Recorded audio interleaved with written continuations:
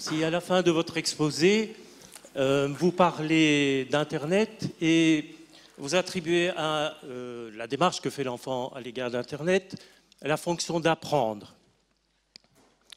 Et vous ne distinguez pas, comme le fait par exemple Olivier Reboul qui apparaît dans votre ouvrage Transmettre, apprendre, à la fois explicitement et aussi en filigrane, la fonction de l'apprentissage que Olivier Reboul va jusqu'à,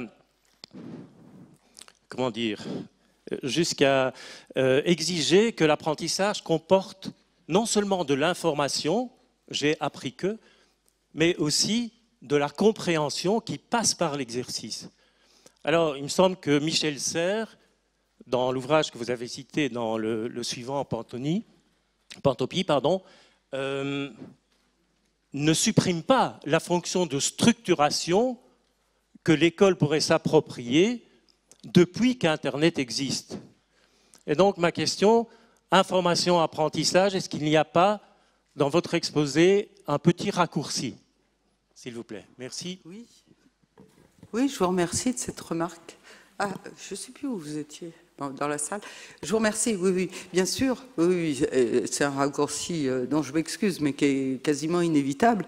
Tout le travail de réflexion sur Internet et de réflexion avec les parents, justement, consiste à montrer que la prise d'information ne constitue pas une connaissance, ne constitue pas un apprentissage. Et quand je dis que le rôle des familles était renforcé par rapport à l'arrivée d'Internet, je dis aussi, mais je n'ai pas eu le temps de le dire, que le rôle de l'école est démesurément accru. Parce que, contrairement, c'est la thèse de notre dernier chapitre, contrairement à ce qu'on laisse entendre, on n'a plus besoin d'enseignants, on n'a plus besoin d'école. C'est la thèse de Michel Serres, hein, le savoir est là, disponible, point. Hein. On a encore plus besoin, et ça on en est conscient, y compris dans les sphères ministérielles, de l'école pour donner aux élèves les outils pour faire le lien entre toutes ces informations, pour les mettre en cohérence, pour les interroger, pour les problématiser, tout simplement pour les comprendre, les lire, etc. Donc le rôle de l'école s'en trouve renforcé de manière énorme, de même qu'il est renforcé dans la famille. C'est pour ça que les deux institutions vont avoir à se concerter et à se coordonner. Alors, je peux répondre à la question. Alors, ce dont je voulais vous parler, mais ça aurait été trop long, c'est d'une interprétation que nous avons, nous, concernant l'accroissement des inégalités scolaires, les inégalités sociales face à l'école, qui nous a été, comment dire, à laquelle nous avons été sensibilisés lorsque nous avons analysé ce qui saute aux yeux quand on travaille sur la transmission aujourd'hui et sur le basculement. C'est la thèse de notre livre. Bon, c'est en gros le fait que nous avons basculé d'une conception de l'apprendre basée sur la transmission et sur donc la médiation par des adultes d'une certaine tradition que la société avait transmettre aux nouveaux venus. Nous avons basculé de cette conception à une conception qu'on pourrait appeler très rapidement constructiviste, où c'est l'enfant qui construit par lui-même, au gré de ses expériences qu'on peut l'aider bien sûr à réaliser, ses savoirs et sa connaissance, sa compréhension du monde. Donc, pour le dire vite, on a l'impression qu'on est passé d'un système très unilatéral à un autre système très unilatéral aussi. Et que, en fait, ça ne marche pas. Et ça ne marche pas. Pourquoi? Parce que dans cette transition vers une dimension individualiste de l'apprendre, hein, ou adaptative, hein, on apprend par soi-même quand on en a besoin, en fonction de ses besoins, etc. Je caricature à dessein, vous m'excuserez. Hein. C'est la conception extrême. Dans cette conception-là, on s'aperçoit, depuis qu'elle est mise en place, qu'il y a aggravation des inégalités. Pourquoi? Ça, on le repère très très vite.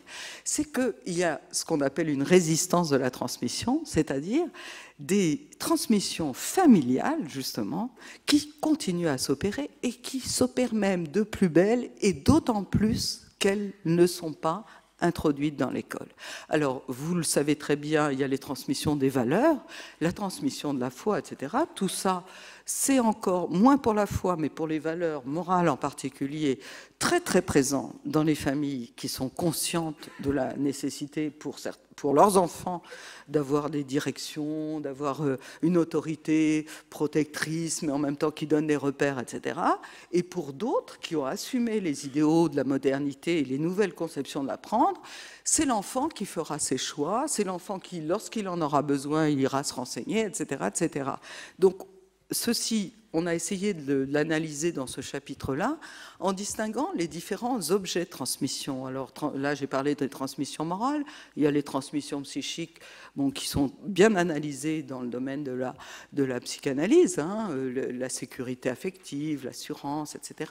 Mais il y a surtout, et c'est ce que je vous conseille de lire, tout ce qui concerne ce qu'on appelle les transmissions cognitives, hein, c'est-à-dire le langage, la possibilité d'accéder à un certain niveau d'abstraction dans les rapports avec les enfants. Ça rejoint d'ailleurs le constat d'Annette Larot, hein, c'est-à-dire que certains parents, délibérément, non seulement pratiquent un langage très, très soutenu avec leurs enfants, du dialogue, les reprennent sur le vocabulaire, font des jeux avec les mots, mais arrivent à développer une attitude d'abstraction, de développement d'imagination, d'accès à un monde autre que le monde du présent pour l'enfant.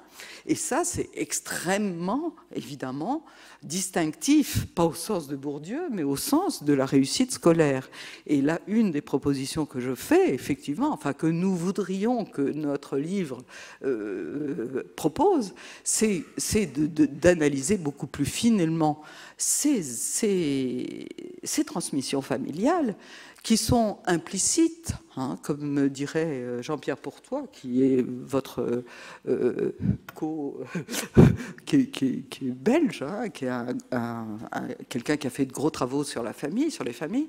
Il y a une éducation implicite, de même qu'il y a des demandes implicites de la part de l'école, il y a une éducation implicite. Et là, on est dans le camp de l'école et non pas le camp des familles qui sont responsables de tout, etc. L'école a un gros travail à faire, l'institution scolaire, les enseignants, pour comprendre quels sont les atouts qui sont transmis aux enfants. On ne va pas demander aux familles de ne pas transmettre ce à quoi elles croient à leurs propres enfants, évidemment. Mais l'école doit connaître ces transmissions, les analyser, pour pouvoir les offrir aux enfants qui ne les ont pas dans leur milieu familial. C'est une des responsabilités de l'école aujourd'hui, et ça ne passe pas par comment dire, un accord, un contrat, etc. C'est une des responsabilités de l'école de prendre en compte le fait que les familles d'aujourd'hui, dans un monde où on a abandonné toute idée de transmission et de maintien de la tradition, les familles continuent à transmettre. Et probablement, c'est ce reste de transmission qui permet à certains enfants, et pas à d'autres, de s'en sortir mieux à l'école, y compris la transmission du sens des institutions. Voilà.